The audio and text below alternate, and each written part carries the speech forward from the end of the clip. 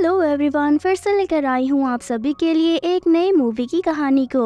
तो मूवी की शुरुआत में हम सॉन्ग लैंग को देखते हैं जो कि बहुत सीधी होती है। वहीं दूसरी तरफ हम सॉन्ग ये को देखते हैं जो कि लैंग के पापा की दूसरी वाइफ की बेटी है। यू और उसकी माँ लैंग और उसकी माँ को बिल्कुल भी पसंद नहीं करते हैं। इसके बाद हम लैंग की माँ को देखते हैं जिनकी तबीयत बहुत खराब थी और वो हॉस्पिटल में एडमिट थी। इस बात का फायदा उठाते हुए यू लैंग के पास जाती है और उसे बोलती है कि अगर तुम अपनी माँ को यहाँ से बाहर निकालना और सड़क पर मरते हुए नहीं देखना चाहती हो तो तुम्हें मेरा एक काम करना होगा। तुम्हें एक आदमी के साथ एक रात के लिए सोना होगा। इसके बदले में मैं तुम्हारी माँ का हॉस्पिटल बिल पे करूँगी। लैंग के पास कोई ऑप्शन नहीं होता है क्योंकि लैंग को अपनी माँ के इलाज के लिए पैसे चाहिए थे, इसीलिए वो उनको बचाने के चक्कर में यू की बात मान लेती है और होटल में उस आदमी के पास चली जाती है। सुबह होते ही वो रूम से बाहर आती है तो वो वहाँ यू को देखती है और वो लैंग को काट देती है।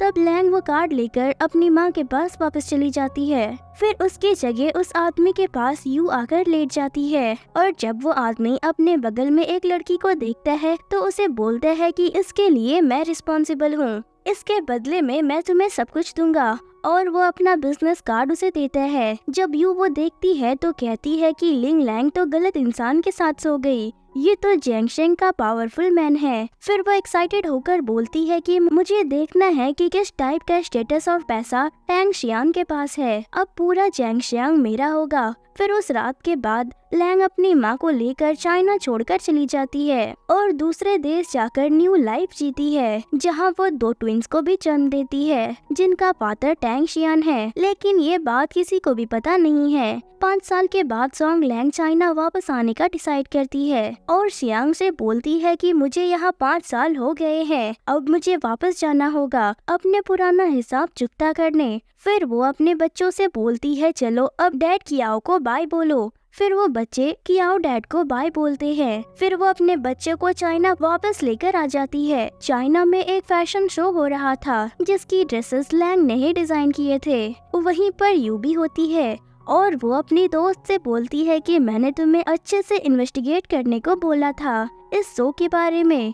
तब उसकी दोस्त बोलती है कि मैंने तो अच्छे से चेक किया था और मीना सोलो डिबट कर रही है। यहाँ मीना दरअसल लैंग ही है जो कि अपनी आइडेंटिटी छुपाकर चाइना की कंपनी में काम कर रही है। मीना के ड्रेस की वजह से उस कंपनी का नाम होने लगता है जिसके बाद वो कंपनी के डिजाइन बहुत ज्यादा फेमस हो जाते हैं और ट्रेंडिंग में आ जाते हैं। लेकिन मीना कभी पब्लिक के सामने नहीं आती है।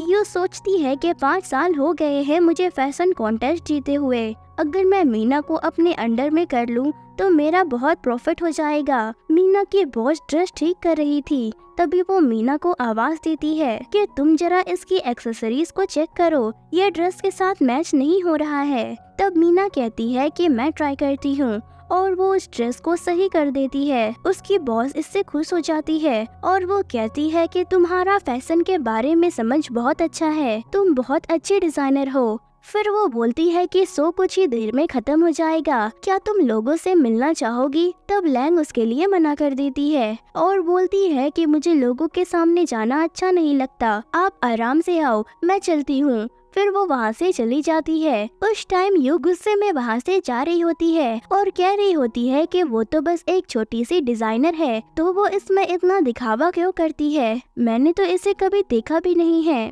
और फिर वो अचानक से लैंग से टकरा जाती है और कहती है कि तुम यहाँ क्या कर रही हो? तब लैंग कहती है कि मैं यहाँ काम करती हूँ। यू कहती है कि मैंने तो कभी नहीं सोचा था कि 5 साल बाद तुम्हें देखूंगी। जब से तुमने शॉन्ग फैमिली को छोड़ा है तुम्हारी माँ जिंदा भी है या मर गई? तब लैंग कहती है पूछने के लिए शुक्रिया, मेरी फैमिली अब बहुत अच्छे से है और खुश है। फिर यू कहती है कि तुम तो एक चीप फैमिली से हो और चीप कपड़े पहनकर एक मामूली सा जॉब कर रही हो, तुम्हें देखकर कौन बोलेगा कि तुम अच्छी लाइफ जी रही हो? तो लैंग कहती है कि ये सब बोलने से अच्छा है जाओ जाकर कुछ अच्छे डिजाइन बनाओ, देखा जाए तो आजकल तुम्हारे डिजाइन कुछ ज्यादा चल नहीं रहे हैं। और फिर इससे यू को गुस्सा आ जाता है। जैसे ही वो कुछ बोलने वाली थी तभी लैंग के दोनों बच्चे वहाँ आ जाते हैं और बोलती हैं कि माँ आंटी जियांग आपको ढूंढ रही है। लैंग बोलती है चलो अच्छा फिर हम आंटी जियांग के पास चलते हैं। वो वहाँ से जाने लगते हैं। तभी लैंग का बेटा यू को बड़े ध्यान से देखने लगता है। यू भी उसे देख रही होती है और मन में सोच रही थी कि ये तो बिल्कुल टैंग शियान की तरह है। क्या ये मुमकिन है कि ये दोनों बच्चे टैंग के ही है? इस बारे में मुझे पता करना होगा। और वो जाने लगती है। तभी यू की साथी उसके पास आकर बोलती है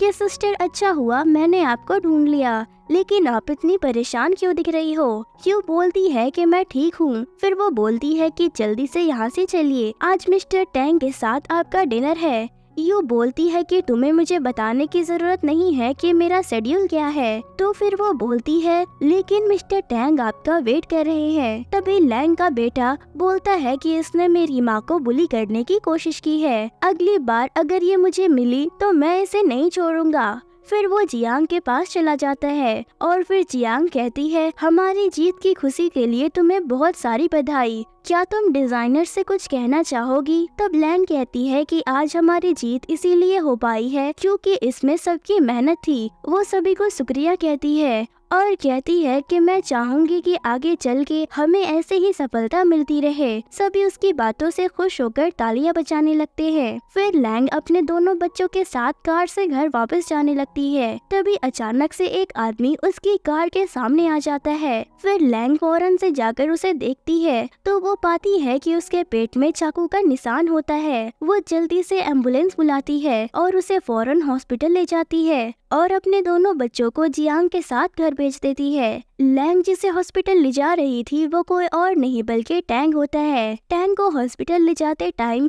वो टैंग को देखती है और कहती है कि ये सूट तो हैंडमेड है और इसकी क्वालिटी भी हाई है, ये तो मार्केट में नहीं मिलता, शायद ये आदमी बहुत रिच फैमिली से है। फिर वो लोग हॉस्पिटल पहुंच जाते हैं और टैंग की सर्जरी सक्सेसफुल हो जाती है।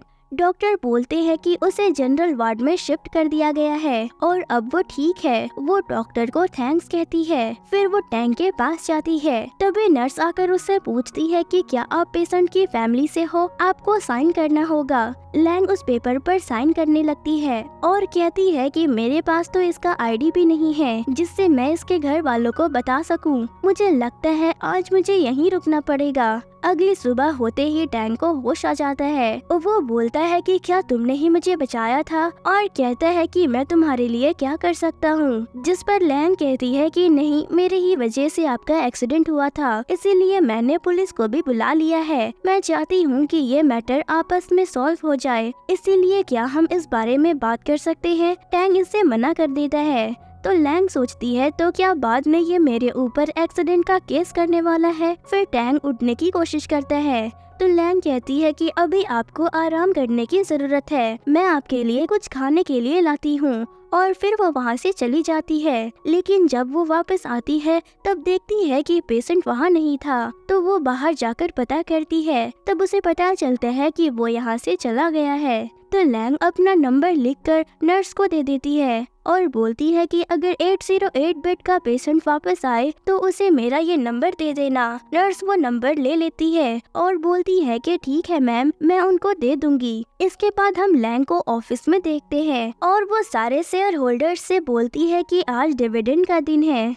और सारे शेयर्स होल्डर्स भी साथ है। तभी सारे शेयर्स होल्डर आपस में बात करते हुए बोलते हैं कि क्या ये सच है कि टैंग शियान एक बड़े मुसीबत में फंसा हुआ है। तभी एक मेंबर बोलता है कि टैंग डायनेस्टी में क्या सिविल स्टिक चल रही है, इससे तो बहुत लॉस होगा और ये कुछ कर क्यों नहीं रहे हैं। किसी को पता भी नहीं है ये न्यूज सही है या फेक है। तभी एक हंसकर बोलता है, हाँ, हम तो अब पुराने हो गए हैं और हम लोग बहुत टाइम से कंपनी भी नहीं आए हैं और मैं तो बस यहाँ आकर चेयरमैन को देखना चाहता था। तभी टैंग सबको साइलेंट होने के लिए बोलता है और कहता है कि मैंने तुम सबको बहुत टाइम से नहीं देखा है, तो क्या कहते हो आज शाम को खाना साथ में खाते हैं। तभी उनमें से एक बोलता है कि आज मुझे घर में कुछ काम है। तो फिर दूसरा भी बोलता है कि प्रेसिडेंट मुझे भी कुछ काम है तो मैं भी चलता हूँ। ऐसे करके सारे शेयर होल्डर वहाँ से चले जाते हैं। मीटिंग खत्म होने के बाद वो अपने सेक्रेटरी को बुलाता है और बोलता है कि इस केस के बारे में पता करो कि किसने मुझ पर हमला करवाया था, और हाँ, सिटी हॉस्पिटल में रुककर उस वुमेन को 5 मिलियन दे देना जिसने मुझे बचाया था।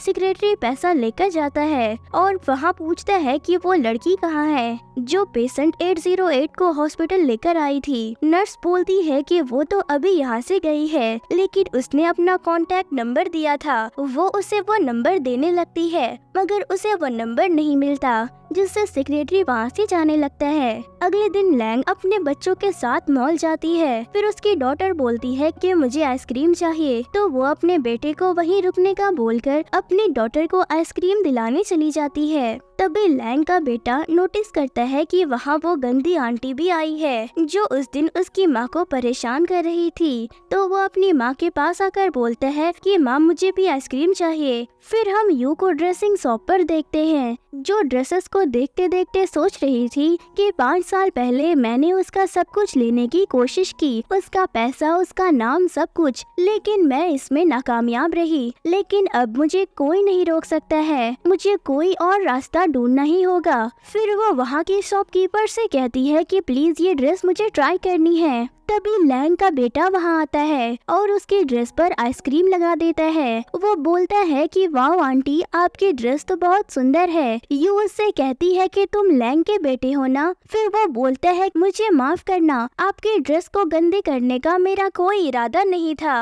तो यू बोलती है कि कोई बात नहीं, मैं तुमसे गुस्सा नहीं हूँ। तो लैंग का बेटा सोचता है कि ऐसे कैसे, मैंने तो इसकी ड्रेस बिगाड़ दी, तो ये गुस्सा क्यों नहीं हो रही है, और बोलता है कि मैंने तो आपकी ड्रेस खराब कर दी, तो आपको गुस्सा नहीं आया। तो यू कहती है कि मैं गुस्सा क्यों होंगी, मैं और तुम्हारी माँ बहुत अच्छे दोस्त है, लेकिन तुम्हारी माँ कहीं नजर क्यों नहीं आ रही। तो वो बोलता है कि माँ यहाँ पर नहीं है, लेकिन मैं अपने पापा के साथ यहाँ आया हूँ और वो बाहर हमारा इंतजार कर रहे हैं, और वो झूठ बोलकर वहाँ से भाग जाता है। तभी वो भागते भागते टैंक से टकराकर गिर जाता है और टैंक का सेक्रेटरी बच्चे को देखकर बोलता है कि ये तो पूरा प्रेसिडेंट टैंक की तरह दिख रहा है। फिर टैंक उसे उठा लेता है, लेकिन वो ये सोच रहा था कि पता नहीं क्यों मुझे इससे अपनेपन वाली फीलिंग आ रही है। तभी वो बच्चा बोलता है कि इसमें आपकी कोई गलती नहीं है, अब मैं चाहता हूँ, मेरी माँ मेरा वेट कर रही है, और वो वहाँ से चला जाता है। लेकिन टैंक के मन में ये बात चल रही थी कि ये बच्चा मेरे जैसा क्यों दिख रहा था, कहीं ये मेरा बच्चा तो नहीं है। लेकिन ऐसा कैसे हो सकता है, क्योंकि 5 साल पहले किसी के साथ नाइट स्पेंड करने के बाद से ही मैंने आज तक किसी को हाथ भी नहीं लगाया। फिर उसका सेक्रेटरी बोलता है कि सर, अगर आप चाहते हो तो मैं इसके बारे में पता करता हूँ। टैंग उसे हाँ कहता है और कहता है कि इस बारे में अच्छे से पता करो कि ये कौन है। उसके बाद हम लैंग को अपने घर में देखते हैं जो बच्चों को सुला रही थी। इसके बाद वो लिविंग रूम में आकर बैठ जाती है। तभी जियांग वहाँ वाइन लेकर आता है और लैंग बोलती है कि सीईओ, आज मैं बहुत खुश हूँ हमारी जीत के लिए। जियांग कहते हैं मैं भी तुम्हें बताना चाहती हूँ, हमारा जो प्रोडक्ट्स है वो बहुत चर्चे में चल रहा है और अगले साल हम एक न्यू ब्रांड बनाएंगे और ये सब तुम्हारी वजह से हुआ है। लैंग कहती है सर, ये सब आपकी वजह से हुआ है। तो जियांग लैंग से पूछता है कि मीना, अब तुम्हारा करियर बन गया है तो अब तुम आगे क्या करोगी। लैंग सोचती है कि मैं सॉन्ग फैमिली को बर्बाद कर दूंगी और मैं इसीलिए वापस आई हूँ ताकि मैं अपना बदला ले सकूं। इसके लिए पहले मुझे जियांगशंग सिटी में अपनी पकड़ बनानी होगी। लेकिन फिर वो अपने बॉस से कहती है कि नहीं, मैंने अभी कुछ भी डिसाइड नहीं किया है। जियांग कहता है कि क्या तुमने कभी अपने बच्चों के फादर को ढूंढने का नहीं सोचा। तो लैंग उससे मना करती है। जियांग कहती है कि यू हमेशा से जानना चाहती है कि उसके फादर कौन है और बच्चे अभी छोटे हैं और मुझे डर है कि कहीं बड़े होते होते इनको कोई परेशानी ना हो। ये सुनकर लैंग सैड हो जाती है। तो जियांग उसे बोलता है कि मुझे तुम्हें कुछ देना है। फिर वो मिस्टर मू की कॉकटेल पार्टी का इनविटेशन उसे देता है और कहता है कि अगले वेडनेसडे को ही उसने हमें बुलाया है, तो तुम याद से आ जाना। नेक्स्ट वेडनेसडे लैंग पार्टी में जाती है जहाँ पर यू भी आई होती है और वो लैंग को रोक के कहती है कि तुम यहाँ क्या कर रही हो। लैंग कहती है कि मैं यहाँ पार्टी अटेंड करने आई हूँ। यू उससे हंसते हुए कहती है कि तुम्हें इस पार्टी में इनवाइट किसने किया? मिस्टर मू तो यहाँ के बैंक्वेट वेन्यूज में से है और वो किसी अनआइडेंटिफाइड पर्सन को पार्टी में क्यों बुलाएंगे? लैंग कहती है कि तुम्हें परेशान होने की जरूरत नहीं है। फिर यू सोचती है कि कुछ ही देर में टैंग भी यहाँ आ जाएगा और मैं ये नहीं चाहती हूँ कि टैंग शॉन्ग लैंग को यहाँ देखे। तो वो बोलती है कि तुम्हारा यहाँ कोई काम नहीं है तो इसीलिए यहाँ से चली जाओ। जिस पर लैंग कहती है कि मैं यहाँ से नहीं जाऊंगी, शायद तुम किसी बात से डर रही हो। यू कहती है कि मैं तुमसे क्यों डरूंगी, अब तुम सॉन्ग फैमिली की बड़ी बेटी नहीं रही तो अब मैं तुमसे नहीं डरती हूँ। तो लैंग कहती है कि तुम झूठ बोल रही हो और फिर वो वहाँ से चली जाती है। तभी वहाँ मो फैमिली की ग्रैंड डॉटर आती है। यू उससे बोलती है कि तुम यहाँ क्या कर रही हो, बैंक्वेट बस स्टार्ट होने ही वाला है। यू बोलती है कि मैं तो बस यहाँ थोड़ी हवा खाने आई थी। तभी उसकी नजर उसके नेकलेस पर पड़ती है और उससे उस नेकलेस के बारे में कहती है कि इसकी कीमत तो शायद $1 मिलियन में है। तो मो की डॉटर उससे कहती है कि मिस सॉन्ग आपकी आई साइट तो बहुत अच्छी है। फिर वो वहाँ से चली जाती है। तभी लैंग को बर्बाद करने के लिए यू को एक अच्छा आइडिया आता है और वो बोलती है कि तुम यहाँ से नहीं गई ना, अब देखो मैं क्या करती हूँ। वहीं लैंग अपने मास्टर से कॉल पर बात कर रही थी। उसका मास्टर बोलता है कि तुम मो की कॉकटेल पार्टी में गई हो ना। लैंग उससे कहती है कि आपको कैसे पता? तो मास्टर बोलता है कि मुझे पता कैसे नहीं होगा, मिस्टर मो मुझे सालों से जानते हैं, इसीलिए अगर तुम वहाँ हो तो मेरी तरफ से भी उनसे मिल लेना। लैंग कहती है कि आप फिक्र मत कीजिए,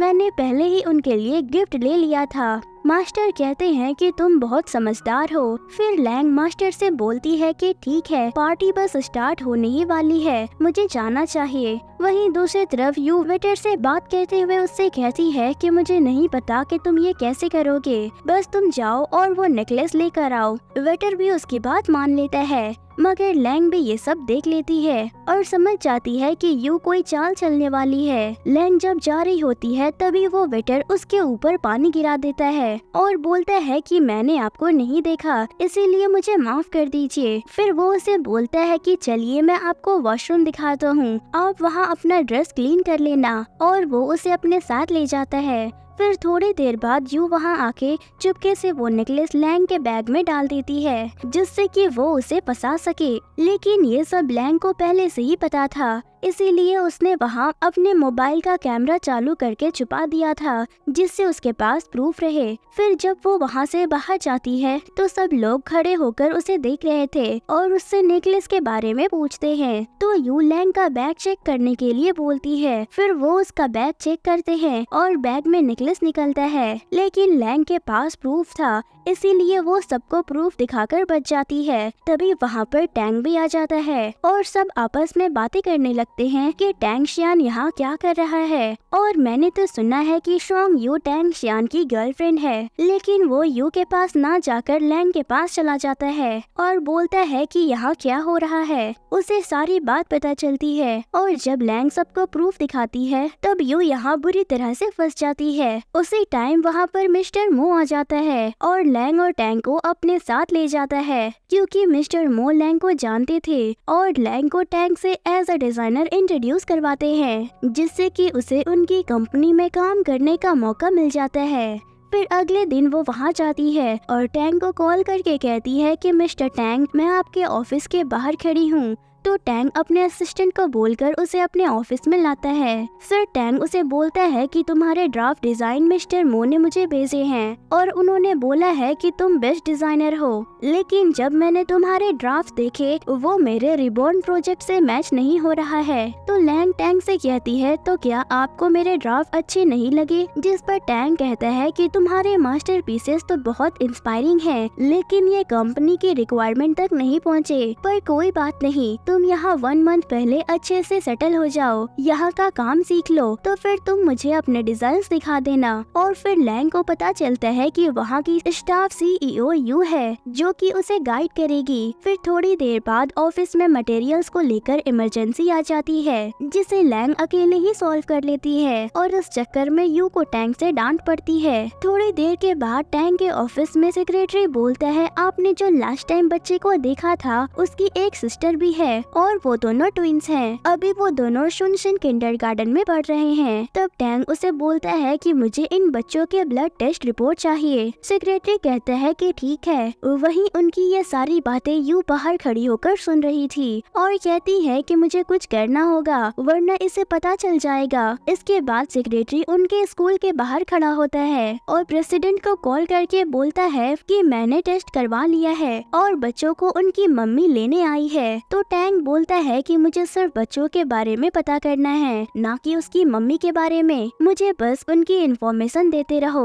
कुछ देर बाद सेक्रेटरी रिपोर्ट लेके ऑफिस में जाता है, जिसे देखने के बाद पता चलता है कि वो दोनों बच्चे टैंग के ही है। फिर टैंग सोच में पड़ जाता है और बोलता है कि मैंने इन 5 सालों में किसी लड़की को छुआ भी नहीं, तो फिर ये कैसे हुआ। तो टैंग सेक्रेटरी से बोलता है कि ठीक है, अब तुम्हें उनके बारे में कुछ पता करने की जरूरत नहीं है। सेक्रेटरी कहता है कि ठीक है, लेकिन मुझे आपको कुछ और भी बताना है। आज आपका मिस्टर मेंग के साथ डिनर है, शायद उन्हें कुछ डिस्कस करना है। तो टैंग बोलता है कि तुम उन्हें मना कर दो और कहो कि मैं बिजी हूँ और नहीं आ सकता। सेक्रेटरी ऐसा ही कहता है। और आज मिस्टर टैंग की ग्रैंडफादर की डेथ एनिवर्सरी थी, तो फिर टैंग थोड़ी देर बाद वहाँ जाता है और उसी टाइम यू टैंग के घर पहुँच जाती है और उसकी मेट से बोलती है कि मैं टैंग की गर्लफ्रेंड हूँ और उसने मुझे मिलने के लिए बुलाया है, क्या मैं अंदर जा सकती हूँ। फिर वो घर के अंदर जाती है और उसका घर देखने लगती है। तभी वहाँ टैंग आता है और गुस्से में बोलता है कि तुम यहाँ पर क्या कर रही हो, तुम्हें अंदर किसने आने दिया। फिर वो मेट से बोलता है कि मैंने आपसे मना किया था ना कि किसी को भी अंदर मत आने दिया करो, तो ये अंदर कैसे आई। मेट उसे बताती है कि इसने बोला कि ये आपकी गर्लफ्रेंड है और इसे आपने मिलने के लिए बुलाया है। तो टैंग कहता है कि अगर तुम्हें कोई काम है तो मुझसे ऑफिस में आकर मिलो, मेरे घर आने की जरूरत नहीं है। यू कहती है कि मुझे माफ कर दो, मैं बस तुमसे मिलना चाहती थी। पर टैंग उसकी बात को काटते हुए कहने लगता है कि यू 5 सालों में मैंने तुम्हें सब कुछ दिया है, लेकिन मैं तुम्हें अपना प्यार कभी नहीं दे सकता और अब तुम हद पार कर रही हो। यू कहती है लेकिन मास्टर, मैं आपसे प्यार करती हूँ और मैं आपके साथ ही रहना चाहती हूँ, लेकिन आप मुझे एक्सेप्ट क्यों नहीं कर रहे हैं। तो टैंग उसे चुप हो जाने के लिए कहता है और कहता है कि अगर तुम्हें इतनी ही तकलीफ है तो ये कंपनी छोड़कर चली जाओ। फिर टैंग गुस्से में वहाँ से चला जाता है और बाहर आकर शेंग को कॉल करता है। वो कहता है कि मुझे ब्लू वेल गार्डन का पासवर्ड भेजो। शेंग प्रेसिडेंट से पूछता है कि क्या आप वहाँ अकेले जा रहे हैं, मैं भी आपके साथ चलता हूँ, जिस पर टैंग उसे मना कर देता है और कॉल काट देता है। उसके बाद हम लैंग को देखते हैं जो अपने बच्चों को सुला के रूम से बाहर आती है और कहती है कि फाइनली वो दोनों सो गए और जियांग से कॉल पर कहती है कि मुझे तुम्हारे साथ ड्रिंक करना था, लेकिन तुम आई ही नहीं और अब टाइम बहुत हो गया है, मुझे घर वापस जाना है। और वो कहती है कि मुझे पता होता तो मैं भी तुम्हारी तरह एक घर खरीद लेती। फिर वो वहाँ से चली जाती है। उसी समय टैंग वहाँ पर आता है और वो पूरा ड्रंक था। फिर लैंग उसकी मदद करती है और उसे उसके रूम में लेकर जाती है। फिर वो सुबह टैंग के लिए ब्रेकफास्ट बनाती है और कहती है कि कल रात तुमने कुछ ज्यादा ही ड्रिंक कर लिया था, ये पोरिज खा लो, इससे तुम्हें अच्छा लगेगा। फिर वो उसे खाते हुए कहता है कि ये तो बहुत अच्छा है। फिर वो मन में सोचता है कि ग्रैंडपा के जाने के बाद किसी ने आज तक मेरा इस तरह से ख्याल नहीं रखा है। इन ऑफिस लैंग को जियान की कॉल आती है और वो कहती है कि नूना मुबारक हो फर्स्ट प्राइज जीतने के लिए, लेकिन लैंग कहती है कि मैंने तो किसी चीज में पार्टिसिपेट किया ही नहीं था, मैं इतनी बिजी चल रही हूँ तो मैं कैसे करूँगी। जियांग कहती है कि ऐसा कैसे हो सकता है, अगर तुम मिस सॉन्ग नहीं हो तो फिर वो कौन है, और मैंने उसकी डिजाइन्स भी देखी है, वो बिल्कुल तुम्हारे डिजाइन से मैच कर रही थी। लैंग कहती है रुको मैं देखती हूँ, और जब वो देखती है तो उसे पता चलता है कि किसी ने उसके डिजाइन्स कॉपी किए हैं और वो कोई और नहीं बल्कि सॉन्ग यू है, और जो कि जीतने की खुशी में ऑफिस वर्कर्स को डिनर के लिए इनवाइट करती है। वो लैंग को भी डिनर के लिए इनवाइट करती है,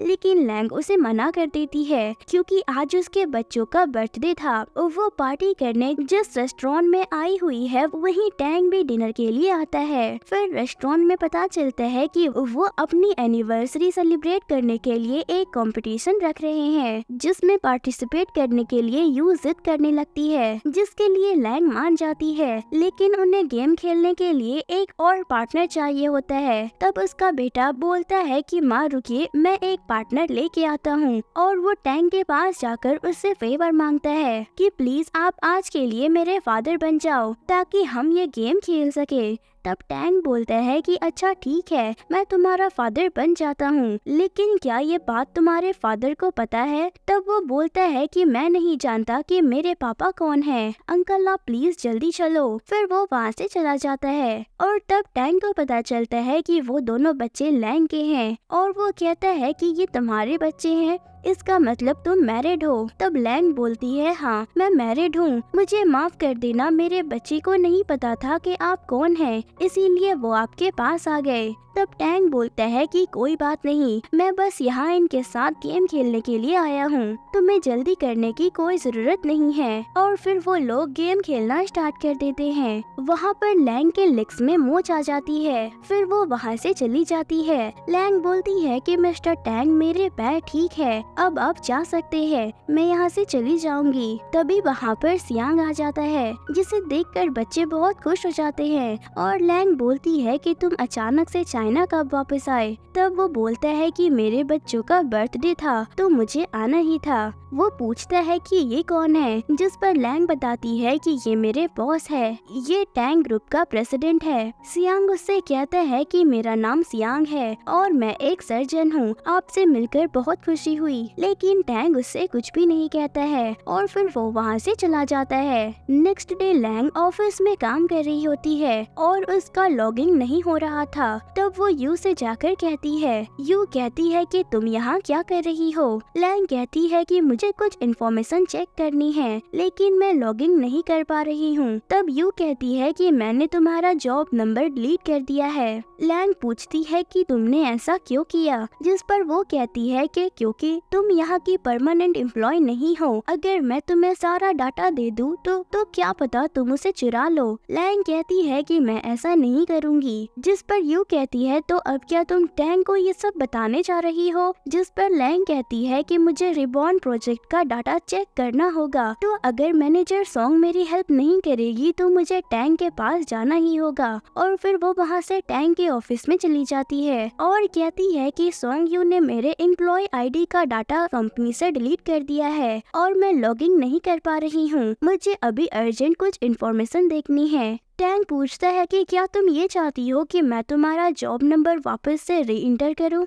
जिस पर लैंग हाँ कहती है। तो सेंग कहता है कि ठीक है, मैं सेंग जी से बोलता हूँ, वो तुम्हें ह्यूमन रिसोर्स डिपार्टमेंट ले जाए। लैंग उसे थैंक्स कहती है। फिर टैंग उससे पूछता है कि तुम्हारे पैर कैसे हैं? अब अगर तुम चाहो मैं तुम्हें किसी अच्छे डॉक्टर से दिखा सकता हूँ। तब लैंग कहती है कि इसकी कोई जरूरत नहीं है, सियांग खुद ही एक डॉक्टर है और उसने मुझे मेडिसिन दे दिया है। जिस पर टैंग कहता है कि ठीक है। वो उससे कहता है कि जाते टाइम यू को ऑफिस में भेज देना। जब यू ऑफिस आती है तो टैंग उस पर बहुत चिल्लाता है। फिर जब लैंग ऑफिस से घर जा रही होती है तब उसे टैंग मिलता है, जो उसे अपने साथ घर ले जाता है और वहाँ बच्चे उसे देखकर बहुत खुश होते हैं। तभी लैंग के बेटे को एक आइडिया आता है कि मैं टैंग के बाल लेके डीएनए टेस्ट के लिए भेज सकता हूँ और वो उसके पास जाकर बैठने के लिए बोलता है। फिर टैंग लैंग से पूछता है कि तुम्हारा हस्बैंड कहाँ है? तब लैंग बोलती है कि वो अभी घर पर नहीं है। फिर वो टैंग के लिए टी बना के लाती है। तभी लैंग का बेटा अपनी बहन से बोलता है कि नूना क्या तुम्हें भूख नहीं लगी? जिस पर नूना कहती है हाँ मुझे लगी है। तो वो टैंग से कहता है कि अंकल मेरी बहन को भूख लगी है, क्या आप मुझे वो बिस्किट उठाकर दे सकते हो? तभी वो उसके ऊपर चढ़ के उसके बाल निकाल लेता है। थोड़ी देर के बाद वहाँ पर सियांग आ जाता है और बोलता है कि टैंग आप यहाँ क्या कर रही हो? तब लैंग बोलती है कि ये मुझे घर लेकर आए हैं, जिसके लिए सियांग उसका शुक्रिया करता है। फिर टैंग वहाँ से चला जाता है। थोड़ी देर के बाद लैंग बोलती है कि सियांग तुम्हें इतनी दूर मेरे लिए मेडिसिन लेकर आने की कोई जरूरत नहीं थी, जिस पर सियांग कहता है कि तुम इतना पोलाइट मत हो, आखिर मैं बच्चों का गॉडफादर हूँ। फिर वो कहता है कि मैं खाना बना लेता हूँ, रात में सब साथ बैठकर खाएंगे। तभी लैंग का बेटा टैंग का बाल लेकर सियांग को दे देता है और कहता है कि आप क्या मेरी थोड़ी सी हेल्प करोगे, ये अंकल टैंग का बाल है, क्या आप इनका डीएनए टेस्ट करवा सकते हो। जिस पर सियांग कहता है कि मैं तुम्हारे लिए ये कर सकता हूँ, लेकिन सियांग ऐसा नहीं करता है और वो सैंपल को बाहर लाकर डस्टबिन में फेंक देता है। अगली सुबह टैंग लैंग के पास आता है। लैंग उससे कहती है कि आप अचानक से डिजाइन डिपार्टमेंट में क्या कर रहे हैं, जिस पर टैंग कहता है कि मैं तो तुम्हारे ड्राफ्ट देखने आया हूँ कि आखिर सब कुछ कैसा चल रहा है। जिस पर लैंग कहती है कि मैंने सब कंप्लीट कर लिया है। जिस पर टैंग कहता है कि ये तो बहुत अच्छी बात है, कल कंपनी के शेयर होल्डर्स की मीटिंग है और कल तुम ये ड्राफ्ट्स लेकर वहाँ आ जाना और तब वो लोग डिसाइड करेंगे कि इसके लिए तुम सही हो या नहीं, इसके लिए तुम सही हो या नहीं। उस मीटिंग में यू भी अपने डिजाइन लेकर आने वाली है, जो कि उसने मीना के डिजाइन से चुराई है। मीटिंग वाले दिन लैंग वो डिजाइन देखकर पहचान जाती है कि इसने मेरे डिजाइन कॉपी किए हैं, लेकिन वहाँ दोनों के डिजाइन एक जैसे दिखते हैं, जिससे कि सब कंफ्यूज हो जाते हैं और वो कहते हैं कि हमने सॉन्ग यू के डिजाइन देखे हैं, तुमने ही इन्हें कॉपी किया होगा। तब टैंग बोलता है कि मुझे एविडेंस चाहिए कि आखिर किसने किसको कॉपी किया है। तभी वहाँ एक आदमी आता है जिसका नाम मिस्टर डेंग था। वो बोलता है कि तुम यहाँ क्या कर रहे हो। मीना कहती है कि मैंने एक्सपेक्ट नहीं किया था कि तुम मुझे यहाँ मिलोगे। लैंग कहती है कि मिस्टर डेंग आप कैसे हैं, मैंने आपको बहुत टाइम से नहीं देखा था। डेंग कहता है कि क्या वो तुम हो जो इस प्रोजेक्ट को रिडिजाइन कर रही हो। तब यू को पता चलता है कि लैंग ही मीना है, जिसके डिजाइन्स वो इतने सालों से चुराती आ रही है। ये बात सुनकर वहाँ के सारे लोग शॉक्ड हो जाते हैं और फिर लू चिल्लाते हुए कहने लगती है कि ऐसा नहीं हो सकता, ये मीना कैसे हो सकती है, इसने तो टॉप इंडस्ट्री से ग्रेजुएट भी नहीं किया है। तब लैंग कहती है कि अब जब मेरी आइडेंटिटी सबको पता चल ही गई है तो ये भी पता चल गया होगा कि किसने किसके डिजाइन चुराए हैं। और अब यहाँ यू बुरी तरह से फंस जाती है, जिससे पता चलता है कि वो 3 साल से मीना के डिजाइन कॉपी करके कंपनी में अपना नाम बना रही थी। और तब लैंग को न्यू चीफ डिजाइनर बना दिया जाता है और उसी जगह यू को कंपनी से निकालने को बोला जाता है। ये बात सुनकर यू को बहुत बुरा लगता है। थोड़ी देर बाद वो अपने फादर को कॉल करके बोलती है कि डैड आप चिंता मत करो, मैं कभी शियान के सामने वो 5 साल का सच नहीं आने दूंगी। और बात रही उन बच्चों की, तो मैं उन्हें भी कभी शियान के सामने नहीं आने दूंगी। ये बात लैंग सुन लेती है और वो बहुत ही ज्यादा परेशान हो जाती है कि कहीं उस रात वो आदमी टैंग ही तो नहीं था। इसी का पता करने के लिए वो उस दिन ऑफिस से जल्दी निकल जाती है और उसी होटल में जाती है जहाँ उस रात वो गई थी। और वहाँ जाके वो मैनेजर से 5 साल पहले का रूम नंबर 3606 का सीसीटीवी फुटेज मांगती है, जिससे उसे पता चल सके कि उस रात उसके साथ कौन था। लेकिन मैनेजर कहती है कि मुझे माफ करना, यहाँ सिर्फ 3 साल पहले की ही रिकॉर्डिंग है। फिर वो वहाँ से चली जाती है। फिर मैनेजर वो फुटेज खुद ही चेक करने के लिए निकलवाता है, जिससे उसे सारी सच्चाई पता चलती है। जिससे उसे ये पता चलता है कि उस रात वो लड़की गलती से 3606 की जगह 3609 रूम में चली गई थी। फिर वो फौरन टैंग को कॉल करके बोलता है कि जो आपने फुटेज छुपाने को बोला था उसके बारे में कोई पता करने के लिए आया था। तब टैंग बोलता है कि तुमने उसे दिया तो नहीं, जिस पर मैनेजर उसे कहता है कि सर आप मेरे वीआईपी गेस्ट हैं, तो मैं आपसे बिना पूछे ये किसी को कैसे दे सकता हूँ। लेकिन ये वही लड़की थी जो उस रात आपके रूम में थी और वो गलती से आपके रूम में आ गई थी 9 को 6 समझ के। फिर टैंग सोचता है कि उस रात वो लड़की यू थी जो मेरे साथ थी, तो अब वो ये चेक क्यों करेगी। फिर वो उसे बोलता है कि तुम मुझे अभी वो फुटेज भेजो। फिर उसे देखकर टैंग को सारा सच पता चल जाता है कि उस रात जो लड़की उसके साथ थी वो सॉन्ग यू नहीं बल्कि सॉन्ग लैंग लैंग थी। वहीं लैंग वापस घर आ चुकी थी और उसके बच्चे बोलते हैं कि माँ आप हमें स्कूल लेने क्यों नहीं आई, आज आपकी जगह आंटी क्यों आई थी। लैंग कहती है कि मैं थोड़ा बिजी थी इसीलिए नहीं आ पाई, चलो अभी तुम लोग खेलो, मैं तुम्हारे लिए कुछ खाने के लिए बना कर लाती हूँ। उसी टाइम सियांग वहाँ आ जाता है और लैंग का बेटा उसे अपने रूम में लेकर जाता है क्योंकि उसे रिपोर्ट के बारे में जानना था। वो उससे पूछता है कि क्या आपने मेरा काम किया, लेकिन सियांग उसे गलत रिपोर्ट दिखा देता है जिससे कि उन्हें लगे कि टैंग उसका फादर नहीं है, जिससे वो बहुत ज्यादा अपसेट हो जाता है। फिर सियांग कहता है तुम्हें सच में तुम्हारे पापा चाहिए। तब वो बोलता है कि मुझे और मेरी बहन को टैंग अंकल बहुत पसंद है। सियांग कहता है तो क्या मैं तुम्हें पसंद नहीं हूँ। फिर वो बोलता है कि आप भी बहुत अच्छे हो लेकिन हमें टैंग अंकल ज्यादा पसंद है। इसके बाद सियांग लैंग से बोलता है कि लैंग मैं फ्रांस वापस जा रहा हूँ। तब लैंग कहती है कि मैं काम में इतना बिजी थी कि आपके ऊपर ध्यान ही नहीं दे पाई। सियांग कहता है कि अगर तुम चाहो तो मैं चाइना में ही सेटल हो सकता हूँ। तब लैंग कहती है कि ये तो अच्छी बात है, फिर हम लोग डेली मिल पाएंगे। सियांग बोलता है कि दोनों बच्चे मुझे पापा बोलते हैं, अगर तुम चाहो तो हम साथ रह सकते हैं। तब लैंग बोलती है कि अरे नहीं, तुमने हमारी पहले ही बहुत मदद की है और अब मैं यहाँ पर अच्छे से सेटल हो गई हूँ तो आपको मेरी फिक्र करने की जरूरत नहीं है और मैं यही चाहती हूँ कि आप हमेशा खुश रहो। सियांग बोलता है कि ठीक है, लेकिन वापस जाने से पहले तुम्हें और यू लियांग को डिनर के लिए इनवाइट करना है, जिस पर लैंग कहती है कि मैं वहाँ जरूर आऊंगी। तभी सियांग बोलता है कि लैंग तुम सिर्फ मेरी हो और फिर वो वहाँ से चला जाता है। इसके बाद टैंग उसे रोकने के लिए जाता है और वो चाहता है कि वो लैंग को सब सच बता दे। तभी लैंग की बेटी उसे देख लेती है और उसे अपने साथ खेलने के लिए ले जाती है। बच्चे उसे घर के अंदर ले जाते हैं। फिर वो पूछती है कि अंकल टैंग क्या आपने ड्रिंक किया है, आपसे बहुत स्मेल आ रही है, जिस पर टैंग उसे सॉरी कहता है। फिर वो लैंग को बताने लगता है कि मैंने थोड़ी सी ड्रिंक की है, जिस पर लैंग कहती है मैं आपके लिए हैंगओवर सूप बनाकर लाती हूँ। फिर लैंग उन्हें साथ में बैठा देख सोचती है कि यूना और की सियाओ हमेशा से ही फादर चाहते हैं और इन्हें देख के लगता है कि ये जानते हैं कि टैंग ही इनके फादर हैं। सुओ टैंग से पूछता है कि क्या आपकी शादी हो गई है, तो टैंग कहता है कि नहीं, मेरी अभी शादी नहीं हुई है। फिर वो पूछता है कि क्या आपकी कोई गर्लफ्रेंड है, जिस पर वो कहता है कि नहीं, मेरी कोई गर्लफ्रेंड भी नहीं है। वो बोलता है तब आप मेरी मम्मी से शादी कर लो और मेरी बहन के फादर बन जाओ। ये बात लैंग सुन लेती है और उन दोनों पर चिल्ला देती है। फिर वो टैंग से कहती है कि प्लीज इन्हें माफ कर दो, ये कुछ भी फालतू बकवास करते रहते हैं। अगले दिन लैंग ऑफिस में होती है। वहीं उसे ऑफिस के बाहर यू की माँ एक जोरदार थप्पड़ लगा देती है और कहती है कि तुम्हारी हिम्मत कैसे हुई मेरी बेटी को परेशान करने की। फिर उन दोनों के बीच बहस होने लगती है। लैंग बोलती है कि मुझे लगता है कि आप पागल हो।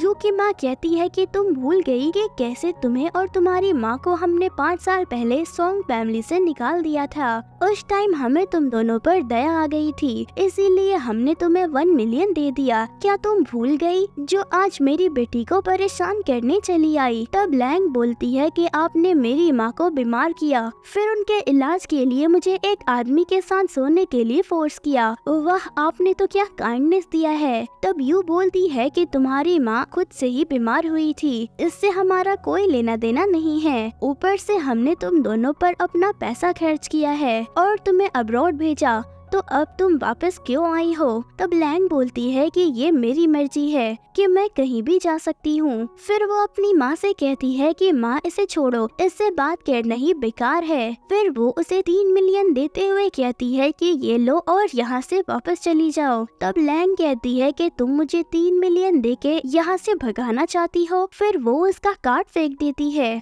और कहती है कि यू ने मेरे डिजाइन 3 साल तक चोरी किए हैं, क्योंकि उसे मीना कौन है ये नहीं पता था। तो चलो अब गेस करो कि मैंने आज तक अपने डिजाइन से कितना कमाया होगा। यू उससे पूछती है कि क्या तुम यहाँ से नहीं जाओगी। तब लैंग कहती है कि तुम्हें क्या लगता है कि मैं इतनी आसानी से यहाँ से चली जाऊंगी, वो भी सिर्फ ये 3 मिलियन की वजह से। फिर उसकी माँ कहती है कि तुम्हें कोई ऐसा रीजन चाहिए जिससे वो यहाँ से वापस चली जाए। वो कहते हैं कि सॉन्ग लैंग, आज हम तुमसे अच्छे से बात करने आए हैं, तो थोड़ा समझदारी दिखाओ, नहीं तो हमारे पास दूसरा तरीका भी है। तब लैंग कहती है कि मैं तो यहाँ से नहीं जाने वाली, लेकिन अगर तुमने मेरे साइड के लोगों को हार्म करने की कोशिश भी की तो मैं तुम्हें नहीं छोड़ूंगी। फिर वो ऑफिस के अंदर चली जाती है। थोड़ी देर के बाद वो सियांग के बुलाए उस जगह पर जाती है और वहीं पर टैंग और उसका दोस्त भी आया हुआ था। लैंग सियांग को प्रेजेंट देती है और वो दोनों साथ में डिनर करते हैं, लेकिन वो लैंग को पर्पसली ड्रंक कर देता है। वहीं टैंग भी ये सब देख लेता है और उससे कहता है कि तुमने उसे जानबूझकर पिलाया है। तब सियांग बोलता है कि मुझे नहीं पता कि तुम क्या कह रहे हो, लेकिन अभी मुझे जाने दो, मैं लैंग को घर लेकर जाता हूँ। तो टैंग उससे बोलता है कि क्या तुम्हें लगता है कि मैं तुम्हें इसे यहाँ से ले जाने दूंगा। इसी दौरान उन दोनों के बीच लड़ाई हो जाती है और टैंग लैंग को अपने घर ले जाता है। यहाँ लैंग बहुत ही ज्यादा नशे में होती है, जिस कारण वो टैंग को फोर्सली किस कर लेती है। In the morning Tang room में आके कहता है कि ब्रेकफास्ट रेडी है, तुम बाहर आ जाओ। फिर टैंग के पास एक कॉल आती है जहाँ उसे पता चलता है कि सॉन्ग सियू और सॉन्ग यूनर उसी के बच्चे हैं। थोड़ी देर के बाद बच्चे टैंग के घर में आते हैं और बोलते हैं मेरी माँ घर पर नहीं है, पता नहीं वो कहाँ चली गई, प्लीज आप उन्हें ढूंढने में हमारी हेल्प करो। तभी वो अपनी माँ को वहाँ देखते हैं और उससे पूछते हैं कि आप यहाँ क्या कर रही हो। तो टैंग बात को घुमा देता है और कहता है कि तुम लोगों को भी ब्रेकफास्ट कर लेना चाहिए। इसके बाद वो सभी वॉक पर जाते हैं, लेकिन एक थीफ उनके बच्चों को चाकू मार देता है, जिसके बाद वो उसे जल्दी से हॉस्पिटल लेकर जाते हैं। वो सब ऑपरेशन थिएटर के बाहर उसका वेट करते हैं। फिर लैंग को उसकी माँ का कॉल आता है। उसकी माँ कहती है कि ये तुमने क्या मैसेज भेजा है, किसी ने मेरे सीईओ को मारने की कोशिश की है। तब लैंग रोते हुए अपने बच्चों के नाम लेने लगती है। तब उसकी माँ कहती है कि तुम रोना बंद करो, मैं अभी टिकट बुक करके चाइना वापस आती हूँ और जिसने भी मेरे बच्चों को नुकसान पहुँचाने की कोशिश की है मैं उन्हें नहीं छोड़ूंगी। फिर टैंग उसके पास आकर बोलता है कि वो गैंगस्टर पकड़ा गया है और पुलिस उससे पूछताछ कर रही है और चेंग सी भी वहाँ है, अगर कुछ भी पता चलेगा तो वो फौरन हमें बता देगा। फिर लैंग उसे थैंक्स कहती है। उसी टाइम डॉक्टर ऑपरेशन थिएटर से बाहर आकर कहते हैं कि सिचुएशन बहुत क्रिटिकल है और कहते हैं कि आपके हस्बैंड कहाँ है, क्योंकि हमें उनका ब्लड चाहिए। तब लैंग को यहाँ कुछ भी समझ नहीं आ रहा था। उसी टाइम टैंग बोलता है कि मेरा ब्लड टाइप भी ए है। तभी लैंग कहने लगती है कि मिस्टर टैंग प्लीज मेरे बच्चे को बचा लो, जिस पर टैंग उसे मना करते हुए कहता है कि मैं उसे अपना ब्लड नहीं दे सकता। जिस पर टैंग उसे पूछती है कि आप ऐसा क्यों कर रहे हैं, प्लीज मेरे बच्चे को बचा लो, उसके बदले आप जो कहोगे मैं करने के लिए तैयार हूँ। फिर डॉक्टर बोलते हैं कि ये अर्जेंट है, क्या आपको इस पर जरा सी भी दया नहीं आ रही है। तभी टैंग बोलता है कि मैं ही उस बच्चे का बाप हूँ, मुझे पता है कि तुम मेरा भरोसा नहीं करोगी, लेकिन मैं ही यूना और सीयू का बायोलॉजिकल फादर हूँ। फिर डॉक्टर बोलते हैं कि प्लीज आप हमारे साथ चलिए। तो टैंग बोलता है कि मैं यहाँ फैमिली मेंबर के बारे में बात नहीं कर रहा हूँ, क्या हम ब्लड ट्रांसफ्यूजन नहीं कर सकते। तभी डॉक्टर उसे बोलता है कि immediately family member direct blood transfusion नहीं कर सकते हैं, क्योंकि ब्लड ट्रांसफ्यूजन के बाद बॉडी में इरिटेशन और रेसेस हो जाते हैं। हमें पहले एक्टिव लिम्फोसाइट को मारना होगा, उसके बाद सब ठीक है। इसके बाद टैंग उनके साथ चला जाता है।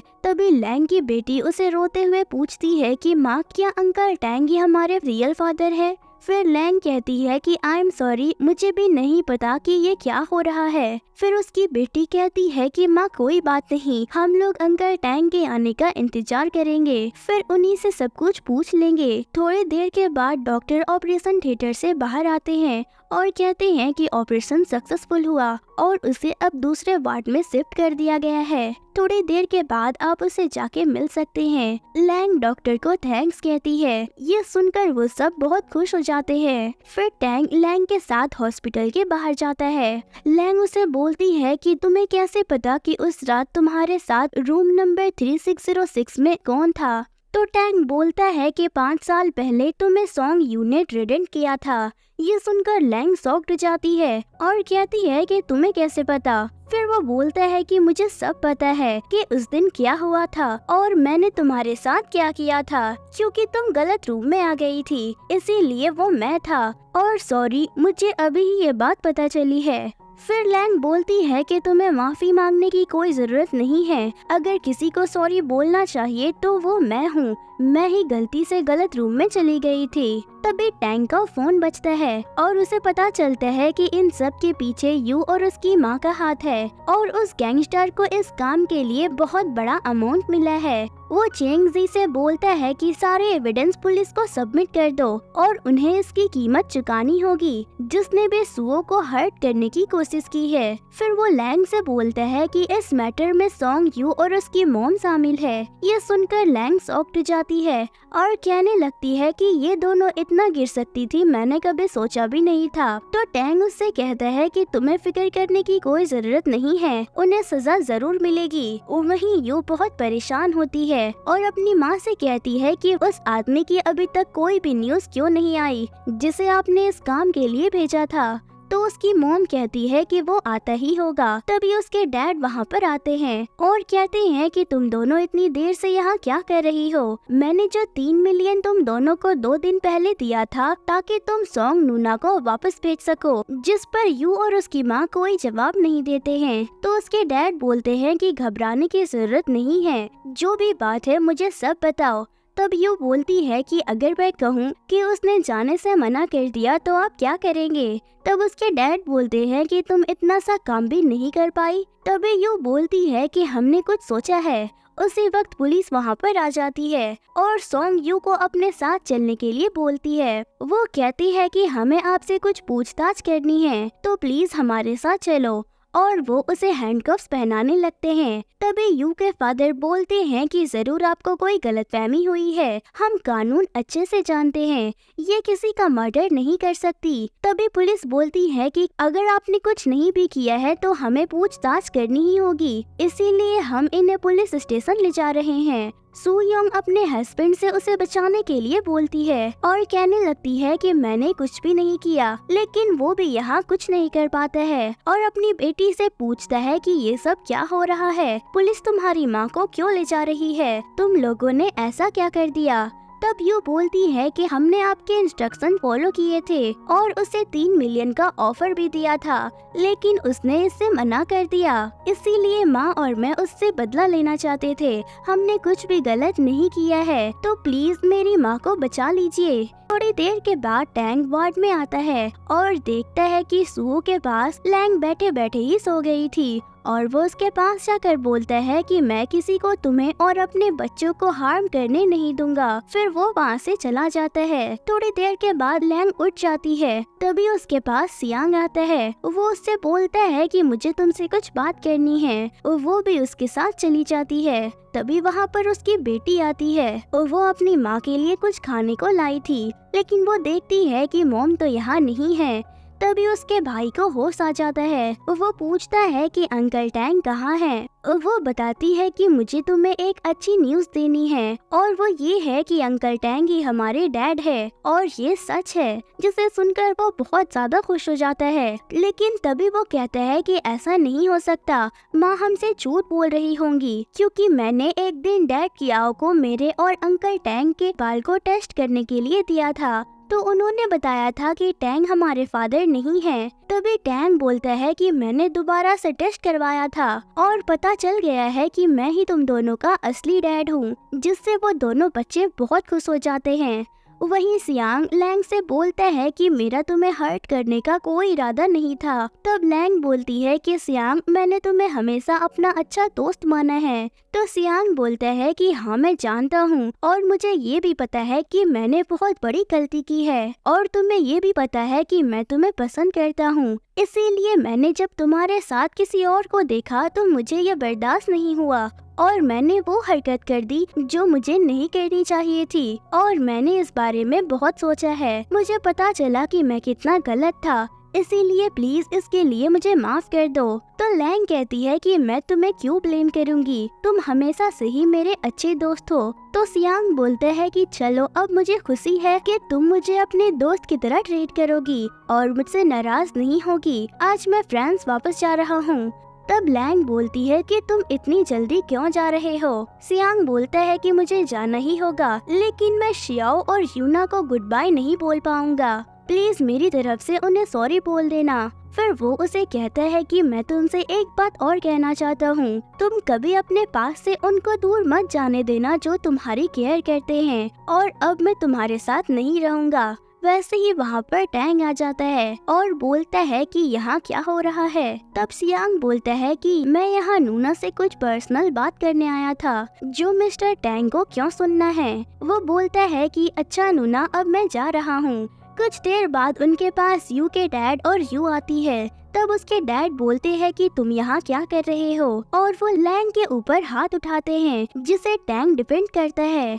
फिर डैड कहते हैं कि ये हमारा फैमिली मैटर है, तो तुम्हें इनसे दूर रहना चाहिए। जिस पर टैंग बोलता है कि शायद आपने इन्हें बहुत पहले ही अपनी फैमिली से निकाल दिया था अपनी बेटी को बिगाड़ने का। तब लैंग बोलती है कि ये सब तुम्हें कैसे पता। फिर उसके डैड बोलते हैं कि टैंग, आपको नहीं पता कि इसने क्या किया है। तब टैंग बोलता है कि क्या ये इससे भी बड़ा है कि आपकी बेटी और बीवी ने किसी को मारने की कोशिश की है। वो कहते हैं कि मुझे सब पता है कि तुम लोगों ने इनके साथ क्या किया है, लेकिन अब मैं इन्हें और दुख पहुंचाने नहीं दूंगा, तो तुम यहाँ से चली जाओ। तब यू बोलती है कि ये सब तुम्हारी वजह से हुआ है, मैं तुम्हें नहीं छोड़ूंगी। फिर वो उसे मारने के लिए हाथ उठाती है, जिसे टैंग रोक लेता है और कहता है कि तुम्हें समझ नहीं आई कि मैंने क्या कहा, यहाँ से चली जाओ। तभी उसके डैड उसे बहलाने की कोशिश करते हैं और बोलते हैं कि लैंग, तुम अपने पापा के पास वापस आ जाओ और इस टैंग की बातों में मत आना। तभी वहाँ लैंग की माँ आ जाती है और बोलती है कि लैंग कब से तुम्हारी बेटी बन गई।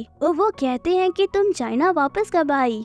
तब उसकी माँ कहती है कि क्या तुम भूल गए कि तुमने हम दोनों को घर से निकाल दिया था और उसके बाद तुमने मेरी बेटी के साथ क्या किया। तब यू के डैड बोलते हैं कि तुम्हें पता भी है कि इसकी वजह से मेरी बीवी जेल चली गई है और मेरी बेटी की जॉब भी चली गई है। तब लैंग की माँ बोलती है कि क्या तुम्हें पता है कि तुम्हारी ये बेटी ने मेरी बेटी के डिजाइन चुराई थी और तुम्हारी बीवी ने मेरी फैमिली को हार्म करने की कोशिश की है। और मुझे याद है कि मैंने सॉन्ग फैमिली बिल्ड की थी और मैंने इस कंपनी में अपने एफर्ट्स और पैसे लगाए थे, तो मैं इसे कैसे तुम लोगों के हाथ में जाने दूं? ऑफ कोर्स मैं इसे वापस लूंगी। और वो अपनी कंपनी उनसे वापस ले लेती है। यू और उसके डैड वहाँ से भाग जाते हैं। लैंग अपनी माँ से कहती है कि क्या आपने सॉन्ग फैमिली सच में वापस ले ली है। तब लैंग की माँ बोलती है कि तुम अकेले इतने टाइम से काम कर रही हो, मैं तुम्हें ऐसा सफर करते नहीं देख सकती हूँ। फिर वो बच्चों से मिलने के लिए जाती है। तब लैंग की बेटी लैंग के पास आती है और कहती है कि मामा आप कहाँ गई थी। तो लैंग बोलती है कि मैं डैड कियाओ से मिलने गई थी। तब वो बोलती है लेकिन पापा इससे खुश नहीं थे जब डैड कियाओ वापस जा रहे थे। तब लैंग कंफ्यूज होके बोलने लगती है कि तुम अंकल टैंग को अपना पापा बोल रही हो। तब वो बोलती है हाँ, क्या ये मेरे पापा नहीं हैं? तभी उसकी नानी बोलती है कि मैं तुम्हारे लिए गिफ्ट लाई हूँ। लैंग टैंग के पास जाती है और उसे बोलती है कि क्या तुम सच में मेरे बच्चों को मेरे साथ एक्सेप्ट करना चाहते हो। तब टैंग बोलता है कि हाँ, मैं अपने बच्चों और अपनी बीवी के साथ हमेशा रहना चाहता हूँ। ये सुनकर बच्चे हंसने लगते हैं। तभी लैंग बोलती है कि ये बहुत जल्दी है, लेकिन मैं भी तुम्हारा फेवर एक्सेप्ट करती हूँ। फिर टैंग हंसकर बोलता है कि चलो फिर हम शादी कर लेते हैं, लेकिन बाद में इनकार मत करना। कुछ समय बाद लैंग अपने बच्चों के साथ पार्क में खेल रही होती है, जहाँ टैंग भी आता है और उसका असिस्टेंट बोलता है कि आज रात एक बैंक्वेट है जिसे आपको अटेंड करना होगा। तब लैंग उसे बोलता है कि उसे आगे बढ़ा दो। फिर असिस्टेंट बोलता है लेकिन ये बैंक्वेट बहुत इम्पोर्टेंट है। तब टैंग उससे बोलता है कि क्या आपके पास काम को छोड़ के कुछ और करने को नहीं है। ये सुनकर शेंग ची शॉक्ड हो जाते हैं। तब टैंग उसे एक गर्लफ्रेंड बनाने को बोलता है। तभी उसके बच्चे उसे बुलाने लगते हैं। फिर वो भी भाग के अपने बच्चों के पास जाता है और फिर वो सब साथ में खुशी से रहने लगते हैं। और इसी के साथ आज की ये कहानी यहीं पर एंड हो जाती है। तो दोस्तों कैसी लगी आपको आज की ये स्टोरी मुझे कमेंट करके जरूर बताना। फिर मिलती हूँ किसी और इंटरेस्टिंग सी स्टोरी के साथ, तब तक